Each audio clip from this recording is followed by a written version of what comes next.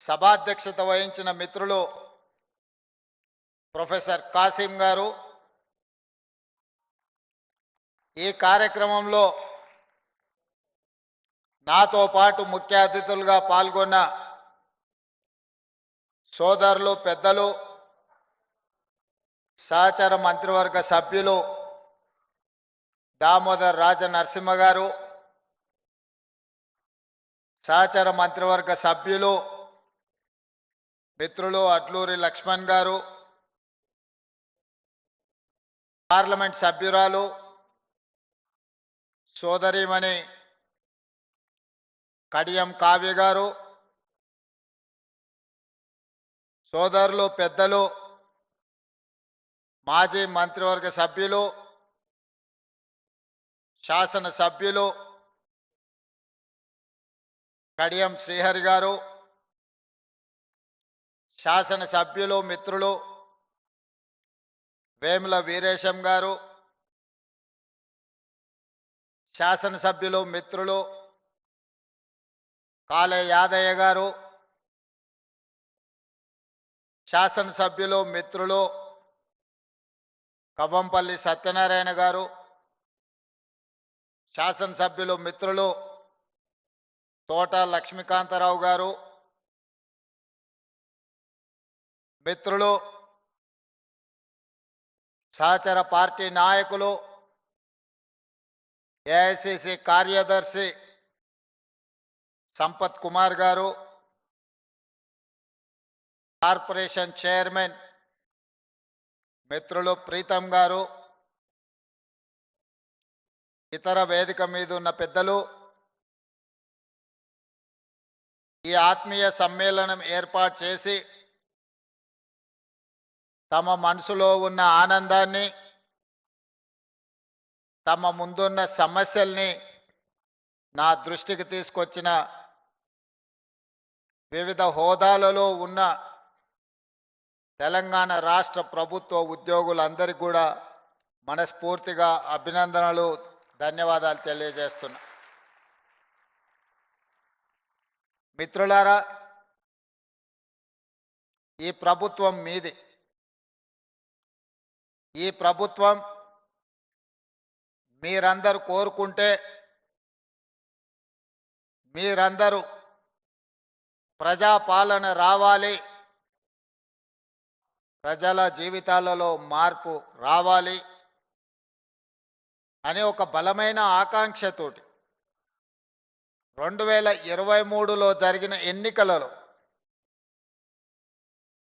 మీరు కష్టపడి ప్రభుత్వాన్ని తెచ్చుకున్నారు. 2023లో నా దగ్గర కానీ, దామన్న దగ్గర కానీ, లక్ష్మణ్ దగ్గర కానీ, కవ్వంపల్లి సత్యనారాయణ, వేముల వీరేశం, మందుల సామెల్, మా దగ్గర అధికార యంత్రాంగం లేదు, అక్రమ సంపాదన కూడా లేదు. ఎన్నికల్లో గెలవాలి అనంటే అగమ్య గోచర పరిస్థితి, అక్రమ కేసులు, అక్రమ సంపాదనతో ఆధిపత్యాన్ని చెలాయిస్తున్న వాళ్ళు ఒకవైపు, ఏ విధంగా అయినా సరే చచ్చినా సరే ఈ ఎన్నికల్లో నిలబడి గెలవాలి అని చిత్తశుద్ధితో మా ప్రయత్నానికి మీరందరూ అండగా నిలబడితే ఈ ప్రజాపాలన, ఈ ప్రభుత్వం ఏర్పడ్డది. మాటలతోనో మూటలతోనో గెలిచే పని అయితే 2023 నాడు మేము గెలిచి ఉండే వాళ్ళం కాదు. కమిట్మెంట్తో, చిత్తశుద్ధితో ప్రజా సమస్యల్ని పరిష్కరించాలన్న ఆలోచనతో ప్రజల ముందుకు వచ్చినాం కాబట్టే ప్రజాపాలన ఏర్పడ్డది. ఆ ప్రభుత్వం కొన్ని సమస్యలకు శాశ్వత పరిష్కారాన్ని చూపించింది. ఈనాడు మీరందరూ దామన్న 60 సంవత్సరాల సమస్యని,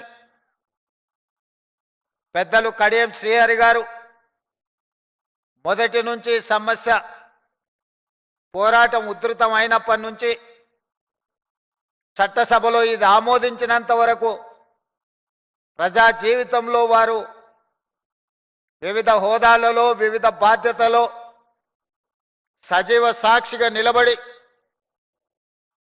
గల్లీ నుంచి ఢిల్లీ వరకు మీరు పోరాటాలు చేసి మీ జాతి యొక్క లక్ష్యాన్ని సాధించడానికి వేలాది మంది కేసుల్లో ఇరుక్కున్నారు. కొంతమంది పిల్లల ప్రాణాలు కూడా పోయినాయి. ఆవేశం ఏ విధంగా అయినా సాధించాలి, సాధించకపోతే మాకు మనుగడనే లేదు, ఎట్లయినా సాధించుకోవాలి అని ప్రాణ త్యాగాలు చేసిన పిల్లలు. ఎన్నో చిక్కుముళ్ళు, ఎన్నో కమిషన్లు ఇచ్చే నివేదికల మీద తర్జనలు భర్జనలు. ఏదైనా ఒక ఆదేశం వస్తే అది న్యాయస్థానం ముందు సమీక్షకు పెట్టి ఏదో ఒక రకంగా 2 అడుగులు ముందుకేస్తే 4 అడుగులకు వెనక్కేసే పరిస్థితిలో మీరందరూ ఉన్నారు.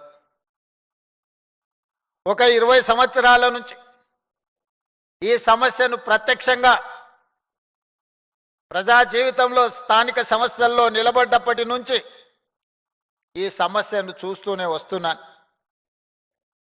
మీరు కొట్లాడిన ప్రతి సందర్భంలో నాకు చేతనైన సహకారాన్ని అందిస్తూనే వచ్చిన. మీరు కొట్లాడినప్పుడు, మీరు సమావేశాలు పెట్టినప్పుడు, మీరు ఎక్కడికైనా వెళ్ళాలనుకున్నప్పుడు ఈ సమావేశాన్ని ఏ విధంగా విజయవంతం చేయాలనుకున్నప్పుడు మిత్రులు కృష్ణ మాదిగ గారు, సతీష్ మాదిగ గారు ఎవరు నా దగ్గరకు వచ్చినా కాదనకుండా అండగా నిలబడి మీ న్యాయమైన హక్కును సాధించడానికి ముందు నుంచి మీతో పాటు నడిచిన. తెలంగాణ రాష్ట్రం సాధన ఈ సమస్యకు పరిష్కారం చూపిస్తుంది అనుకొని శాసనసభలో వాయిదా తీర్మానాన్ని ప్రవేశపెట్టి ప్రభుత్వం ఈ వాయిదా తీర్మానాన్ని చర్చకు పెట్టి ఏకగ్రీవ తీర్మానం చేసి మాదిగ ఉపకులాల వర్గీకరణను కేంద్ర ప్రభుత్వం పరిష్కరించి చట్టబద్ధత చెయ్యాలి అని శాసనసభలో తీర్మానాన్ని ప్రవేశపెట్టినప్పుడు ఆనాటి పాలకులు మిత్రులు సండ్ర వెంకట వీరయ్య, సంపత్ కుమార్తో పాటు సభలో నుంచి నన్ను బయటికి గెంటివేయడం జరిగింది. సంపత్ కుమార్కు సండ్ర వెంకట వీరయ్యకు పేగుబంధం ఉండొచ్చు, లేదా ఈ సమస్యను పరిష్కరిస్తే ఆ కుటుంబాలకు ప్రయోజనం ఉండొచ్చు. మరి మీరెందుకు మాకు అండగా నిలబడ్డారని మీరు ఆలోచన చేయొచ్చు. మీరు అనుకోవచ్చు, రేవంత్ రెడ్డి గారు మరి ఎందుకు వాళ్ళిద్దరితో పాటు గెంటివేయబడ్డాడు అని. ఈ సందర్భంగా ఒక్క మాట చెప్పదలుచుకున్న. చాలా మందికి మహాభారతం తెలుసు. మహాభారతంలో ఒక్కొక్కరిది ఒక వీరోచితమైన గాథ, ఒక్కొక్కరిది ఒక గొప్ప త్యాగం. అందులో చాలా మందికి అర్జునుడు, కృష్ణుడు నచ్చొచ్చు. నాకు మహాభారతంలో కర్ణుడు, అదేవిధంగా బార్బరికుడు అనే ఒక పాత్ర ఉన్నది. కర్ణుడు మిత్రుడి కోసం, కర్ణుడికి అవమానం జరిగినప్పుడు అండగా నిలబడ్డ మిత్రుడి కోసం సర్వం ఒడ్డి పోరాటం చేసిండు. చివరి ఊపిరి వరకు అండగా నిలబడ్డాడు. కొందరికి అది తప్పుగా, కొందరికి నచ్చకపోవచ్చు. కానీ కర్ణుడు మిత్రధర్మాన్ని నిర్వహించిండు. నేను కూడా మిత్రుల కోసం అండగా నిలబడాలి. కొంతమందికి నచ్చొచ్చు, నచ్చకపోవచ్చు. కొంతమందికి ఇబ్బందికరంగా అనిపించవచ్చు. కానీ మాదిగలను మిత్రులుగా భావించి అండగా నిలబడాలి అని నేను అండగా నిలబడ్డా. రెండవ పాత్ర బార్బరికుడు. చాలా మందికి ఈ పాత్ర తెలియదు. మేము భీముణ్ణి విన్నాం, ధర్మరాజుని విన్నాం, నకుల సహదేవుల పేర్లు విన్నాం, దుర్యోధన దుశ్శాసుల గురించి విన్నాం, బార్బరికుడు గురించి మేము వినలేదని చాలా మంది అనుకుంటుండొచ్చు. భీమసేనుడి కుమారుడు ఘటోత్కచుడు, ఘటోత్కచుని కొడుకు పేరు బార్బరికుడు. మరి ఆయన ప్రత్యేకత ఏందని మీరు అనుకోవచ్చు. బార్బరికుడి ఉన్న ఒకే ఒక్క గొప్ప లక్షణం, బలహీనుల పక్షాన నిలబడి కొట్లాడడమే అతనికి ఉన్న గొప్ప లక్షణం. అతను యుద్ధంలో దిగినప్పుడు న్యాయం బలహీనుల వైపు ఉంటే న్యాయబద్ధమైన బలహీనుల కోసం నిలబడే గొప్ప లక్షణం ఉన్నవాడు బార్బరికుడు. ఈ వర్గీకరణలో కూడా న్యాయం మీ పక్కన ఉంది, మీరు బలహీనులు కాబట్టే మీ పక్కన నిలబడి కొట్లాడాలి అని. ఇక నేను కూడా మీ పక్కన నిలబడకపోతే ఇక ఈ జాతికి మేలు జరగదని ఆలోచన చేసి రాజకీయపరమైన ఒత్తిడులు వచ్చినా మీ పక్కన నిలబడి ఈ సమస్యకు శాశ్వతమైన పరిష్కారం చూపించాలి అని ఒక ప్రయత్నం చేసిన. ఆ ప్రయత్నంలో పెద్దలు ఉత్తమ్ కుమార్ రెడ్డి గారు, దామోదర్ రాజనరసింహ గారు, డాక్టర్ మల్లు రవి గారు, సీతక్క గారు, శ్రీధర్ బాబు గారు, కమిషన్ చైర్పర్సన్ షమీం అఖ్తర్ గారు, చాలామంది అధికారులు, చాలామంది వాళ్ళదైన పాత్ర వాళ్ళు పోషించిండ్రు, సమయస్ఫూర్తితో వ్యవహరించిండ్రు. దాన్ని ఒక చట్టబద్ధత కల్పించి ఈనాడు మాదిగ ఉపకులాల వర్గీకరణను అమలు చేస్తున్న మొదటి రాష్ట్రంగా తెలంగాణ రాష్ట్రం ముందున్నదని ఇక్కడ నిలబడి మాట్లాడడానికి నాకు చాలా సంతోషం కలిగిస్తున్నది. సుప్రీంకోర్టు ఆదేశాల తర్వాత ఈ దేశంలో మొట్టమొదటి శాసనసభలో మనమే ప్రకటన చేసుకున్నాం.